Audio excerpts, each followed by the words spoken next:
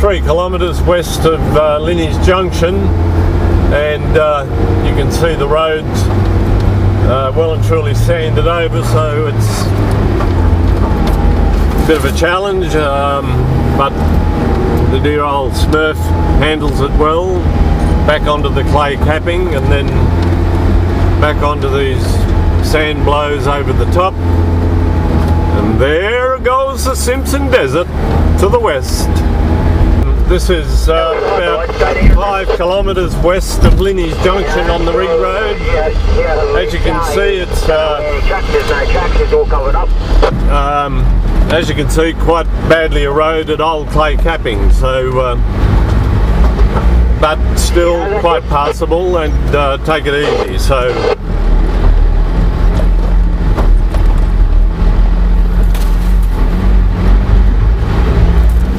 gets a few interesting angles on the vehicle. Reminds one why it's not wise to be out here with a very top-heavy vehicle. You pop over the top of these dunes, you can have a rollover so easily, it's not worth the risk. On the Rig Road, 15 kilometres left west of Linney Junction, heading west, and you can see the way in which the dunes have changed again, in the more of them and more closely spaced than they were back a little further. And they're also lower. Continuing kaleidoscope of variability that the Simpson Desert throws at your visual senses is absolutely delightful. Here we have another little wind blow over the top of the dune where the sand has capped the old clay cap. 18 kilometres west of Linney Junction on the Rig Road, and you can see in this swale is an area that's a nice little flat clay pan. Around here we've had horseshoe shaped and in fact totally enclosed areas between the dunes, like amphitheatre situations, but this one's particularly interesting because it's the remnants of one of the borrow pits that they used for getting the clay to make the roads from, and as a consequence you have this patch of green vegetation, and I'm sure if you came here at the right time it'd be also very wet. As you can see, when you turn back towards the east, the dunes appear to be yellow, and then when we turn face the same direction as the sun, they go red again. On the Rig Road, 20.5 kilometres west of Linney Junction, and we're coming up to a triple pack of dunes after a half-k wide swale, I guess, and you can see some of the old geocrite they used in the clay capping here, and then onto the wind-blown sand that's come onto the clay capping, and over we go number 1, over we go number 2, or through number 2 I guess, and then on to and over number 3. Oh, there's even more to come. How about that? You gotta love some of these signs out here. I think it's one of the ones that was put up by the now deceased owner of the Pink Roadhouse. The VMS puts us right on track, 25 kilometres west of Linney Junction, and in about 10 k's we'll do a turn to the north to go back and join the French line. As my mate Phil Dodd and I used to say, this is Jazzbower country, which stands for just another spectacular bit of Australia. That was just for you, Phil. They're radio calls on Channel 10, people that are operating up on the French line, so we're close enough to the French line to be picking up their radio signals.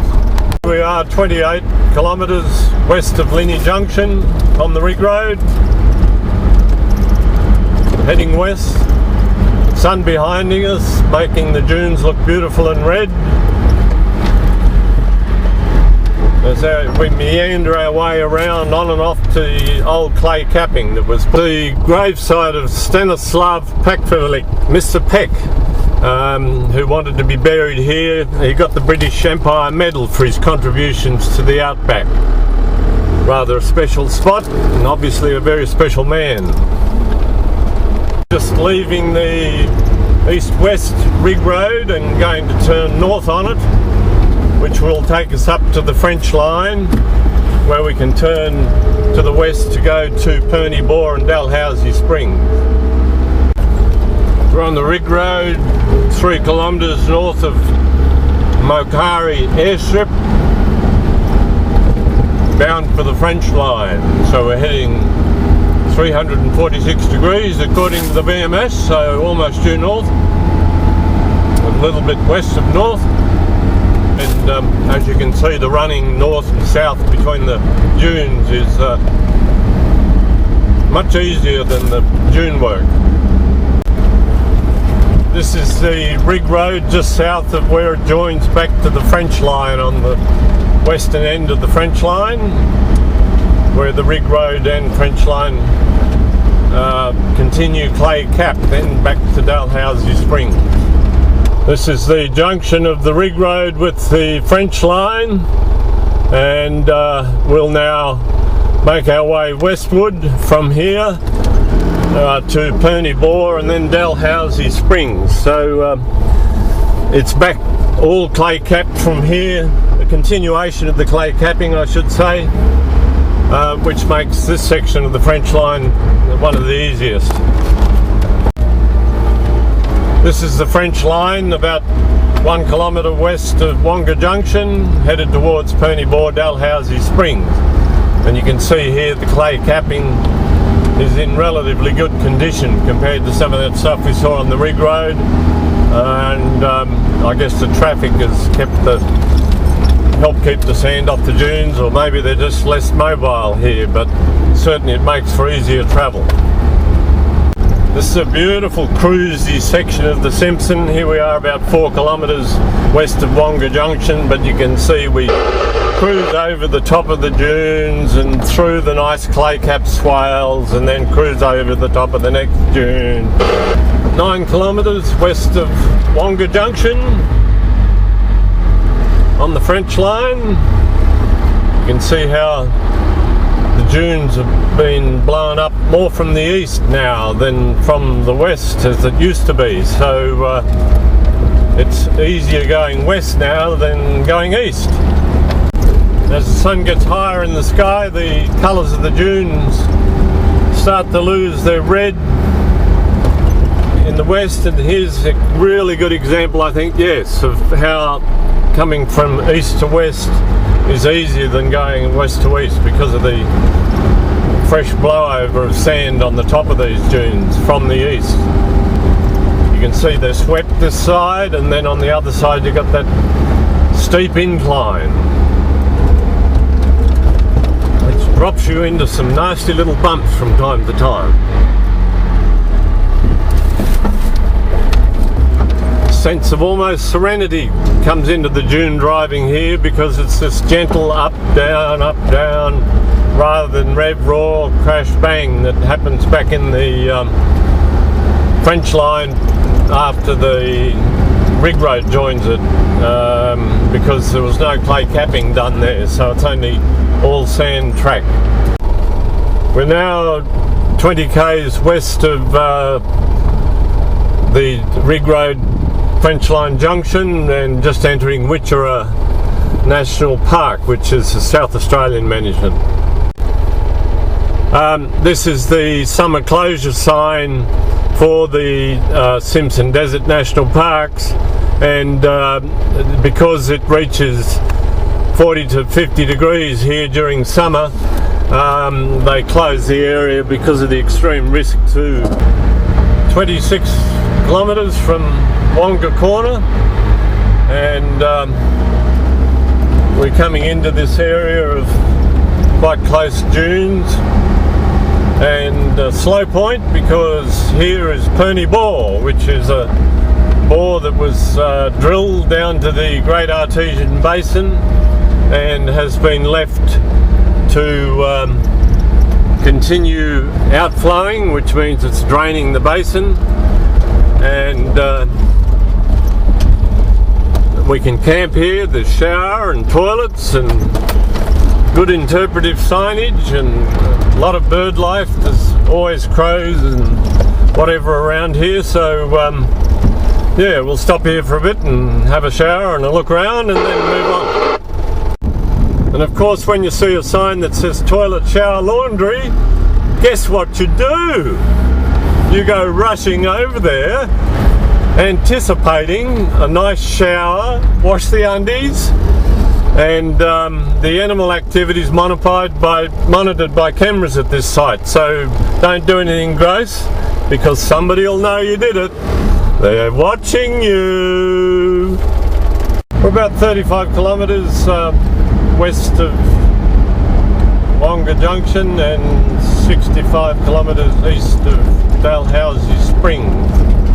And you can see we're into this classic claypan flat country and ironstone gibber cappings, so typical of many of our deserts and semi-arid land. About 60 k's east of Dalhousie Springs, and as you can see, the road's been repaired, graded and gravelled, but it's badly corrugated and sharp rock again. So we're back in breakaway jump up country.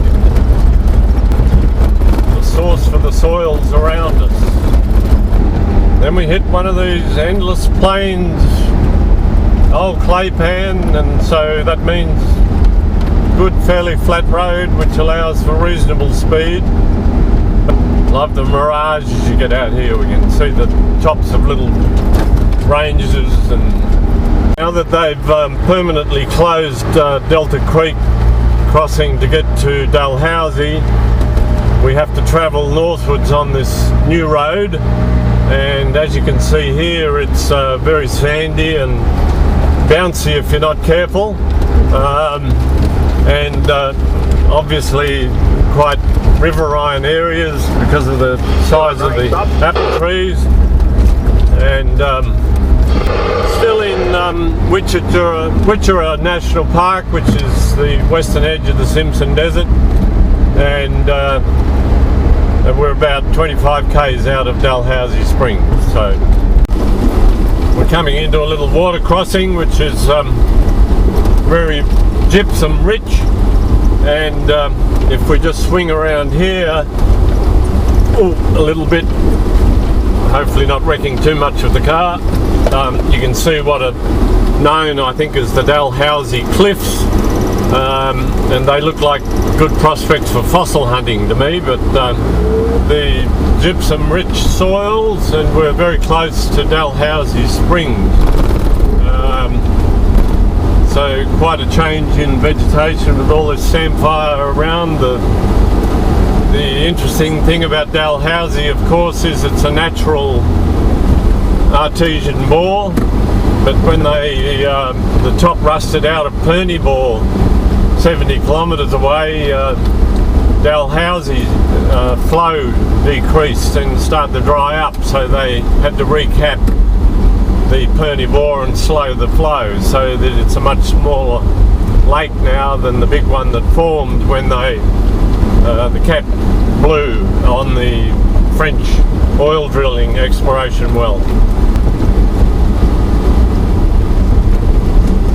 Into the Dalhousie airstrip, the windsock, and the facilities that national parks have built at the springs themselves. It's an absolutely delightful little area with hot thermal swimming and showers and toilets, but I think we might mosey on over to that other shade over there and indulge in a little bit of shade.